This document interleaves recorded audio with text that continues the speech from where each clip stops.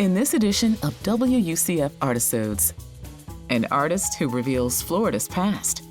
The historical work I do started because of my interest in the Seminole Wars that were fought down here.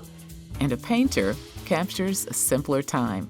I wish they could get that warm feeling like back in the 50s and the 60s, how times are a little bit slower then. It's all coming up on WUCF Artisodes.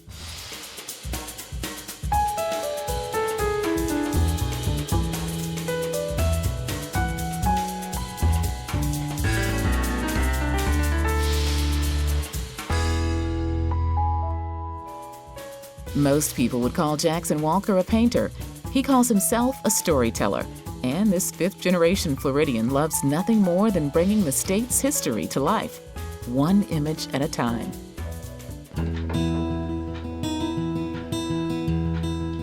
I think of myself as a historian with a paintbrush, or a visual historian. I got started as a young boy, and initially I wanted to be a movie director. I had really no interest in being a painter, but I was very young when I determined that I would never make it to Hollywood and I probably would never make a movie. So I thought, well, what's the next best thing? And that's what got me interested in painting. But you still get to cast your characters, you get to make your locations, the costumes, the stories, only you're only making one frame. I've done work for different military regiments who have a big history in the Civil War or in the Indian Wars or in World War II. I'll pick a subject that I think will make an intriguing portrayal of something, and it's not always military. It's a lot of times it's other types of history. The Spanish era in Florida is very intriguing. A lot of the pioneer aspect of Florida is also very interesting. I keep an extensive library of historical and reference books, and I find I read everything I can about that particular subject. I speak with historians, I go to museums. It's extremely important to be as accurate as possible. This is a piece that I started a couple of months ago, actually, and it's called The Winter People. And it's basically a scenario of Florida around the turn of the century when the Seminole Indians were able and still would roam the lands and hunt. About that same time is when the riverboat traffic began, and a lot of tourists from the north would come down here during the winter. The historical work I do started because of my interest in the Seminole Wars that were fought down here in the early 1800s. And through paintings I did on that, it became really interesting to me to portray how special they have been over the years in Florida. I try and give as much visual information, put as much in the painting as I can, and I think that's probably the most important thing I do, is tell that story. And I think that's probably going to be the thing I'm best known for. As part of WUCF's American Graduate Initiative, Artisodes proudly honors our Student Artist of the Week as we bring awareness to the dropout crisis and encourage Central Florida's children to succeed. My name is Mackenzie Fitzgerald, and I'm a junior at Hagerty High School. I started drawing in 5th grade. I used to draw after I watched the Saturday morning cartoons. I would draw the characters and try to copy them. Then I try to make up my own sort of sci-fi characters to go along with the stories. I've always sort of been fascinated with outer space, and I really admire the pictures from the Hubble telescope. I really just love how each picture is different and unique, and no two clusters of stars are the same. I try to incorporate that into my art and use the colors from those pictures. I just really like using really bright, vibrant colors in my pieces. I like having one color throughout the whole piece to sort of tie it all together. Mackenzie is an amazing student. She's so easy to teach. She is smart, she's sweet, she's focused, and extremely talented. She can come up with ideas and bring them to fruition. Mackenzie understands the art elements and design principles and how they work together. She can put them together and come to a masterpiece. I hope to maybe one day work for Disney, maybe as a concept artist, just to be able to bring the ideas of the writers into reality. I've always loved creating my own things and being able to take the ideas from my head and put them on paper. I think it's like taking a snapshot of what you're thinking and being able to take it from your mind and show someone, this is what I did, this is what I made. It's like you can't express in words, so you express in pictures. Artisodes congratulates Mackenzie Fitzgerald of Haggerty High School, our Student Artist of the Week. Terry Kern wanted to be an archaeologist. Now she pours her passion into the clay sculptures she creates. Well, as a child, it's kind of funny, I wanted to be Indiana Jones. Totally not an artist. And so from a very early age, I became fascinated with the idea of objects that held their own histories and told their own stories. 40 years later, and now I'm an artist, and I create my own objects that hold my history and tell my stories. As I got through school and realized that the anthropology, the earth science, the sociology classes that were necessary to become an archaeologist, I was like, not so much. So I thought if I can't be the person that digs up the art, maybe I can be the person that makes the art. And that's when I really decided that I was going to become an artist. Clay was created through the process of erosion, the breaking down of the Earth's crust. And I just think the history, some of the things that we know about ancient civilizations, we know because we found their pots. We found a fingerprint. And the fact that thousands of years later, I am doing the same basic thing that some prehistoric person did by creating some kind of container to hold something that's sacred to me. Maybe for some people it's that cup of morning coffee. Maybe for the ancient people it was grain. That link through time and history that ceramics holds, for me, that is just, I actually have goosebumps just talking about it because it's awesome.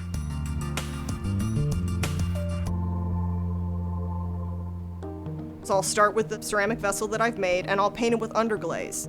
Every layer that's painted on the surface is translucent like watercolor, so it's kind of a see-through color. So to build up the solid quality of color on all of my pieces, in the background alone there can be 9 layers of color painted on the surface. So what I do is this multi-layering process of color. Because I do that, I usually will work on 5 or 6 pieces at one time, so while the underglaze is drying on one piece, I move to the next. Once I get the background painted on, I let it dry, and then I have a bunch of designs, different drawings of birds and ladders and trees and things like that, and I work out a lot of my design work on tissue paper. Once all the color's on, I have a fine line detail brush and I use black underglaze, and I outline everything and put in all the little lines. And for me, that's when the magic happens. Because as I'm painting the contours and putting in the little lines, I'm thinking about what is this piece about? What am I trying to express? Is it something funny or something sad or something emotional? And somehow that magic of mind, heart, and body goes into the piece at that time so that when you as the viewer look at it, you feel something.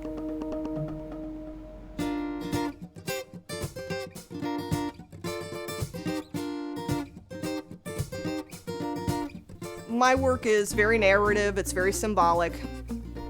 I'm very inspired by nature, so nature is something that's always going to be showing up in my work. Another thing is birds. When I think of birds, I started to think about the women in my family and think of how powerful they were. I'm afraid of heights, so whenever I am feeling anxiety or I'm concerned about something, I start to paint ladders in my work representing that height. It also represents the idea of conquering your fears, because once you start on that journey, whatever it is, you get a little higher. Oh, this feels bad. And then you get used to it. Well, okay, it's not as bad as I thought. Okay, then you go up another rung and it's like, oh my God. and then you get used to it. Books represent the idea of history, my history, the history that I haven't yet written for myself. I got married when I was 36 and my husband was 40. He's got a book of his history and I have a book of my history. But when we get married, we start writing a new book together. So it's our job as partners to read each other's pages. Trees representing compromise because they can move and bend with the wind and the forces of nature, but they don't usually break. Leaves represent the idea of change. I love the idea of leaves falling down and kind of decaying and providing nourishment for the roots. Whenever I need to remind myself to be fierce, I paint dragons. So what you see through my work is that whatever I'm experiencing, I find a way to put it in my work using this narrative symbolism.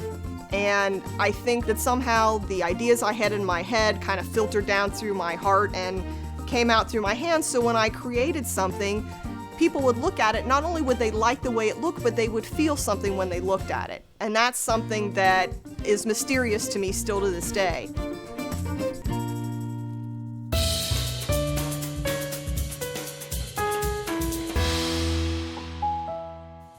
"40 years ago, George Kovash changed his landscape when he retired from his day job. Now, landscapes are his calling card.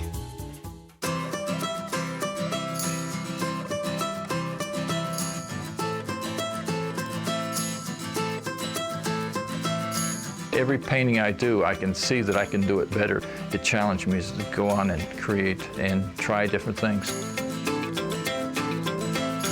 My name is George Kovash, and I'm a fine artist.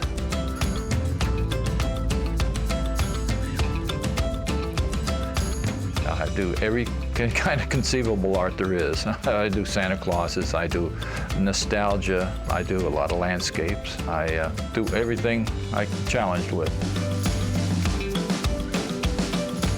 I've always enjoyed art as a kid. I like to draw and paint and that.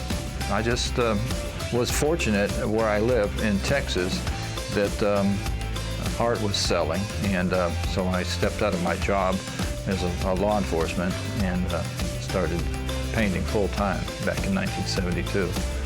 So it's been a long career, and I've got quite a large body of work out there.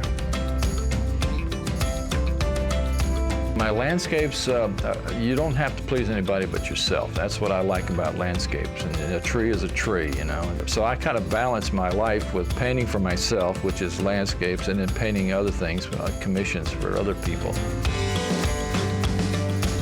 In Texas, I do a lot of Texas Hill Country paintings.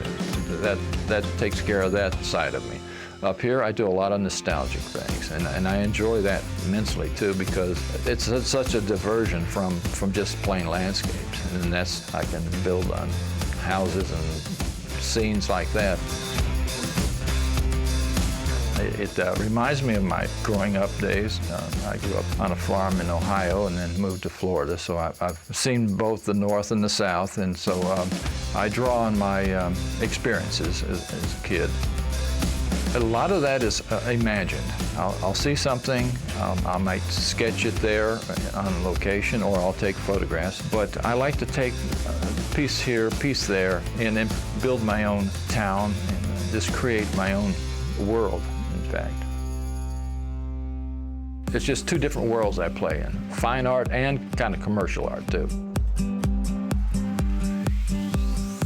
The painting is titled Treasured Times, and it is a compilation of different scenes that I've seen. I've got a building that I actually saw in Georgetown, north of Austin, Texas. I really was inspired by that, and I used that as one of the main buildings in the painting.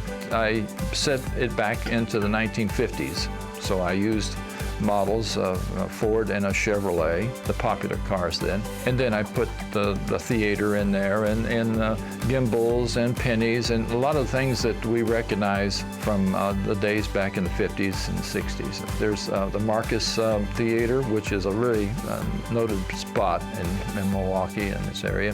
The final thing was put the boy and the little dog and the birds in, which just kind of completed the whole picture. All that will bring back a lot of memories. I start with small little thumbnail sketches. And then normally I'll just take a canvas and I'll just start right off the bat. I'll draw it in. If it's a building, I usually draw that in first. On my landscapes, it's a little different situation. I just go directly with brush and paint and start painting. But when you do detail, you want to be correct, so I use photographs. And I just use all the tools that I muster up to get these things into the right perspective and such. I'll probably do an underpainting of acrylic, and which doesn't harm the painting or anything, and then I paint oil over the top of that. So that's just kind of the process I've been used to all these years, and it's worked well for me. If you get up close, it looks like Impressionism, but I like to make it look as real as possible, but yet still I'm not too crazy about making it look like a photograph. I want the person to see that I have my own personality in my painting. I wish they could get that warm feeling like back in the 50s and the 60s, how times are a little bit slower then, and get a nice feeling. That shouldn't be your main goal, is to sell your work. You should be painting to satisfy your creativity. I just paint for myself, and if I satisfy myself, then that's fine with me.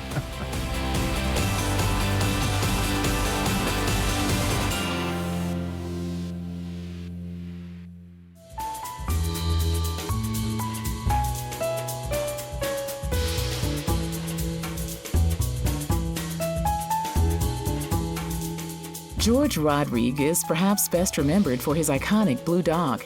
But in truth, this Louisiana native's work, including his memorable pup, was grounded in the Cajun culture he loved most of all.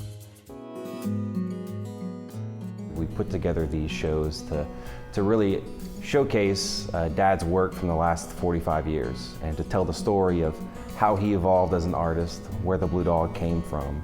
And so it's all curated by my family, and it's about 75 paintings in this location here in New Orleans. An only child, George Rodrigue grew up in the small town of New Iberia in the 1950s. He was in 3rd grade when, recovering from polio, he discovered an interest in painting, and by age 9 decided he would become a professional artist. After high school, he studied art at USL in Lafayette, Louisiana, and then at the Art Center College of Design in Los Angeles. He didn't know what really an art career looked like.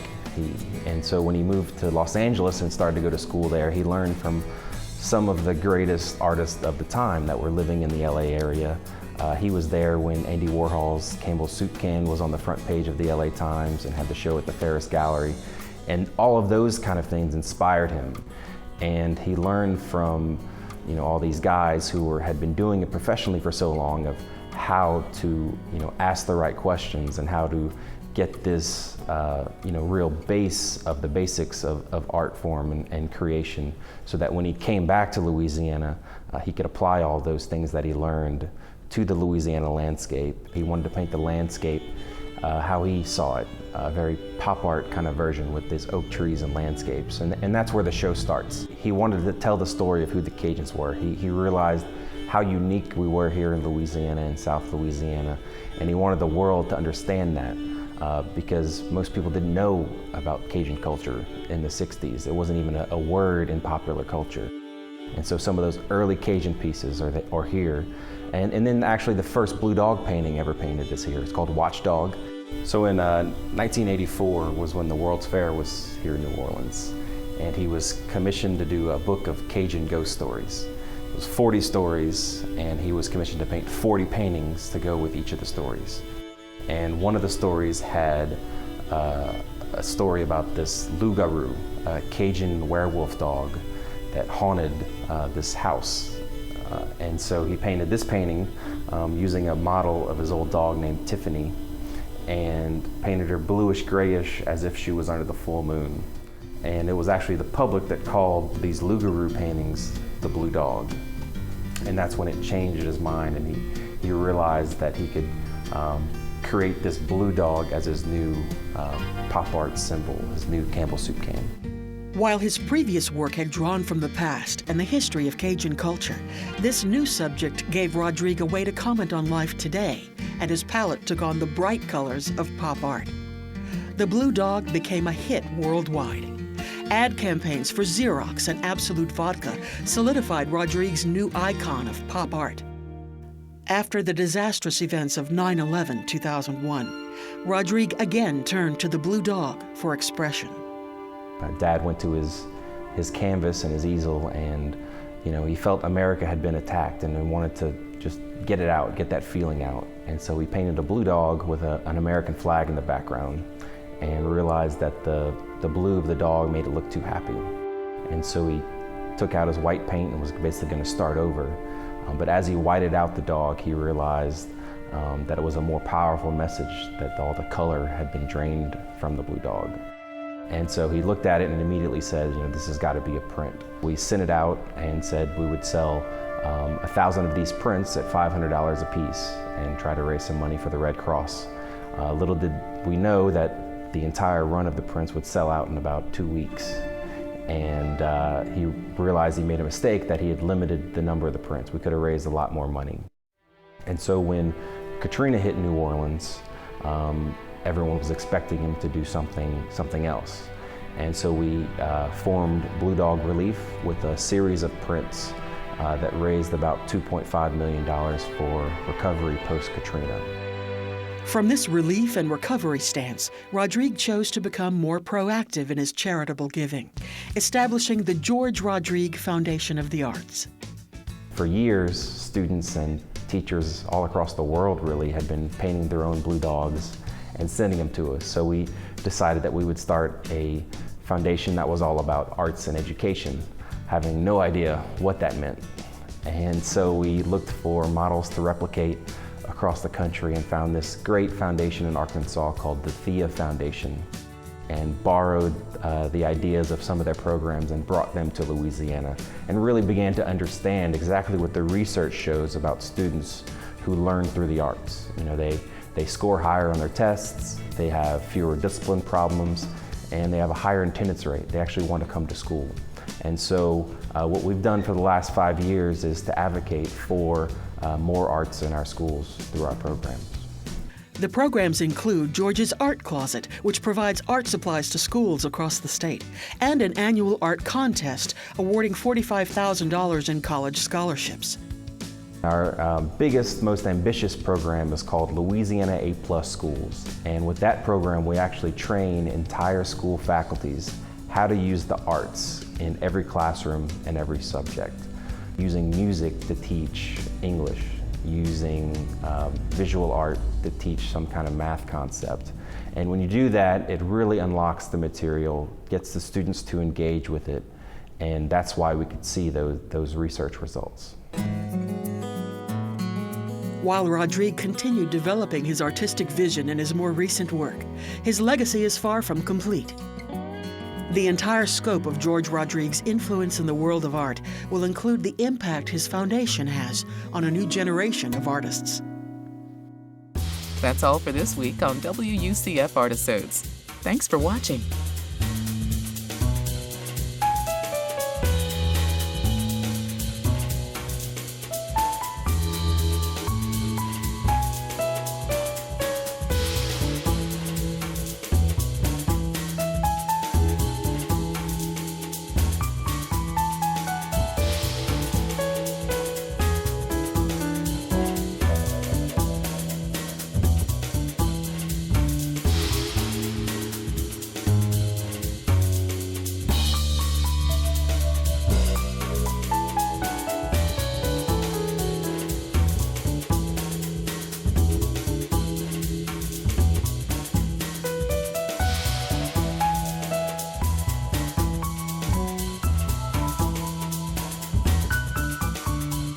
For more arts and culture, visit our website at wucftv.org/artisodes, where you can find feature videos and more.